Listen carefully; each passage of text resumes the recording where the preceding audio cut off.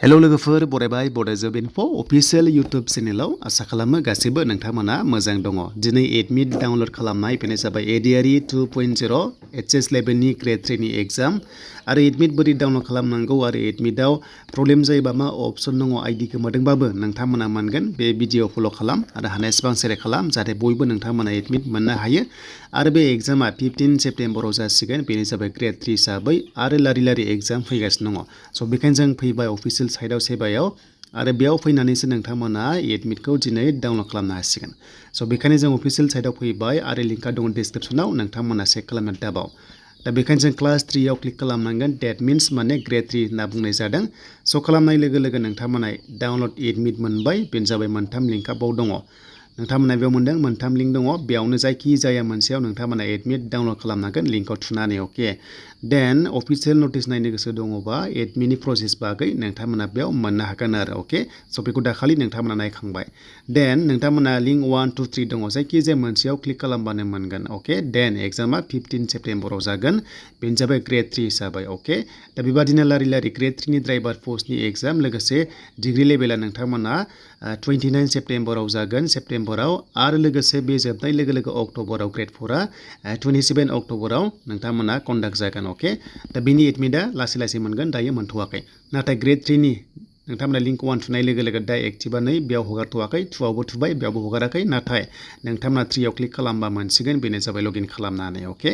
स' बेखायनो जों लगइन मोनदों अपसन आरो नोंथांमोना बेयाव माखासे नटिसफोर नायनो हादों एबा नुनो हागोन अके। देन एडमिट डाउनलोड खालामनायाव प्रब्लेम जायोबा नोंथांमोननि थाखाय हेल्पलाइन नाम्बार दङ। बेयाव नोंथांमोना कल खालामनांगोन आरो नोंथांमोननि प्रब्लेमखौ बेयाव शेयार खालामनांगोन। टाइम दंखायो बेखिनियाव अब्ला नोंथांमोना मोनगोन।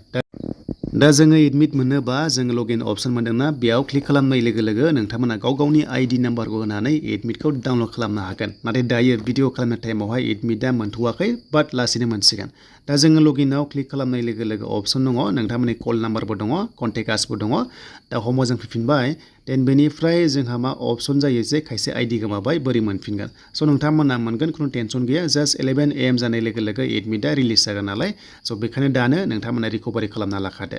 दा जों लगइनाव क्लिक खालामबा बेबायदि मोनगोन। बेनो जाबाय एप्लिकेसन नाम्बारा एप्लाइ खालामनायाव आईडी नाम्बारा बेखौ होनांगोन।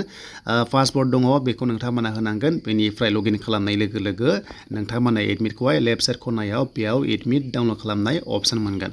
जुदि आईडी गोमादोंब्ला दानिया जों बोरै मोनगोन अके बेखायनो टेनसन लानाङा। मोनसे अपसन दङ फरगटआव क्लिक खालामबानो बेबायदि फैगोन नै। स' फरगटआव क्लिक खालामनाय लोगो लोगो जेब्ला बै समाव एप्लाइ खालामदोंमोन ना फन नाम्बारा बेखौ होनांगोन। एन्ड बार्थडेखौ होनानै साबमिट खालामनांगोन आरो खालामनाय लोगो लोगो मबाइल नाम्बाराव नोंनाव मेसेज थांगोन। दा नायदिनै मेसेजखौ सेन्ड खालामबाय। नोंथांमोना जास्ट इनबक्सआव चेक खालामबानो मोनसिगोन आरो नोंथांमोना आईडी मोननानै अके बेयाव नोंथांमोना लगइन खालामनांगोन। स' लगइनाव क्लिक खालामबावदो। दा लगइनाव क्लिक खालामनाय लोगो लोगो दानिया गावनि आईडी नाम्बारखौ होनानै नोंथांमोना लगइन खालामनांसिगोन। दा लगइन खालामबाय आरो लगइन खालामनाय लोगो लोगो बेयाव नोंनि प्रफाइला श' जाबाय आरो दा बावैनो 11 AM जानाय लोगो लोगो नोंथांमोना लिंकआ एक्टिभ जासिगोन नालाय एडमिटआ गावनो रिलिज जागोन नालाय बेखायनो लेफ्ट साइड खनायाव एडमिटखौ नोंथांमोना बेबायदि सेम प्रसेसआवनो 11 AM जानाय लोगो लोगो रिलिज जागोन नालाय स' नोंथांमोना नायबानो जाबाय। दा नोंथांमोना प्रफाइलखौ नायनो हाखाबाय लोगोसे नोंथांमोना रिकभारि खालामनानैबो लानो हासिगोन जायफ्रा आईडी गोमाबाय। दा एडमिट डाउनलोड प्रसेसा बेनो नोंथांमोना 11 AM जानाय लोगो लोगो थाबैनो मोनसिगोन। दायो भिडिअ खालामनाय टाइमावहाय रिलिज जाथ'वाखै नालाय जास्ट प्रसेसखौ नोंथांमोना मिथिबाय। टाइम जानाय लोगो लोगो एडमिटखौ नोंथांमोना डाउनलोड खालामनानै लादो।